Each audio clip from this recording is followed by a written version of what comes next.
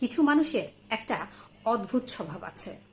যখন আপনি তাকে অতিরিক্ত গুরুত্ব দিতে থাকবেন, তখন সে উল্টো আপনাকে গুরুত্ব দেয়া কমিয়ে দেবে।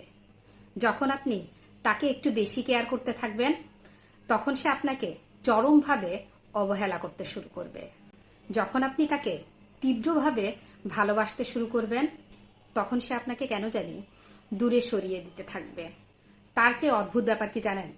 আপনি যখন প্রচণ্ড হতাশ হয়ে তাকে একদিন গুরুত্ব দেয়া কমিয়ে দেবেন, কেয়ার করা বন্ধ করে দিবেন, কিংবা সত্যি সত্যি তার থেকে দূরে সরে যাবেন, সেই দিন মানুষটা টের পাবে সে আসলে মূল্যবান কিছু হারিয়ে ফেলেছে।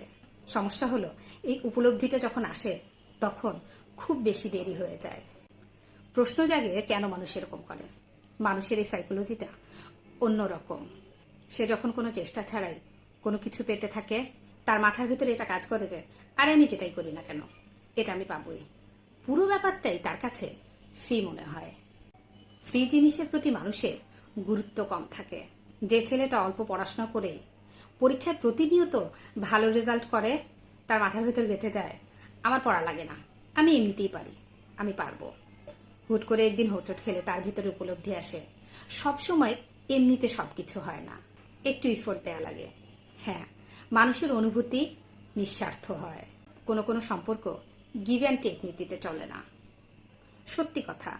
কিন্তু যাকে আপনি 100% ইফোর্ট দিয়ে যাচ্ছেন, তার থেকে যদি আপনি 0% ইফোর্টও না পান, এটা টের পেয়েও যদি আপনি একই রকম ইফোর্ট দিতে থাকেন, তাহলে আপনি অবশ্যই নিঃস্বার্থ রকমের ভালো মানুষ এবং চরম লেভেলের বোকা মানুষ। বোকা মানুষেরা ভালোবাসা কিংবা কেয়ারের যুদ্ধে শেষমেশ নিজের বোকামির জন্য হেরে যায়। তবে বোকা মানুষ হওয়ার একটা সুবিধাও আছে। একটা নির্দিষ্ট সময় জুড়ে আপনি অনেক বেশি কষ্ট পাবেন, অনেক বেশি মানে অনেক বেশি। তারপর ওই নির্দিষ্ট সময় শেষে আপনি বাকি জীবনের জন্য শক্ত হয়ে যাবেন। এই নির্দিষ্ট সময়টা কতদিন সেটা নির্ভর করে আপনার ইচ্ছে শক্তির উপর। আপনি কত তাড়াতাড়ি নিজেকে নিয়ন্ত্রণে আনতে পারেন সেটার ওপর। আপনার এই পরিবর্তনটা কাচের দেয়াল থেকে একদম পাথরের দেয়াল হয়ে যাওয়ার মতো। একটু টোকা দিলেই আপনি আগে ভেঙে চুরে যেতেন, এখন শত আঘাতেও অক্ষত থাকেন।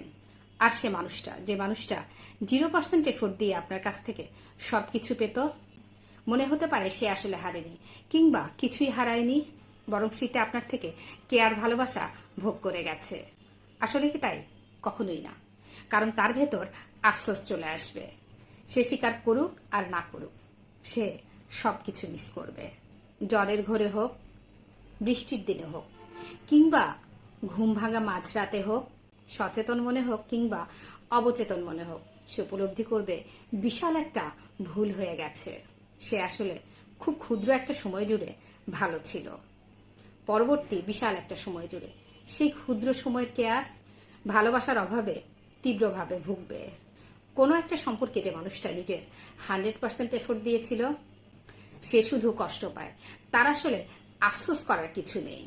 বরং যে মানুষটা একদমই এফোর্ট দেয়নি, পুরো জীবনটা তার এই আফসোসে কাটবে যে ইস, হয়তো একটুখানি এফোর্ট দিলে আজকে ভালো থাকতাম। দিন শেষে কষ্টটা সাময়িক, আস্তে ধীরে চলে যায়।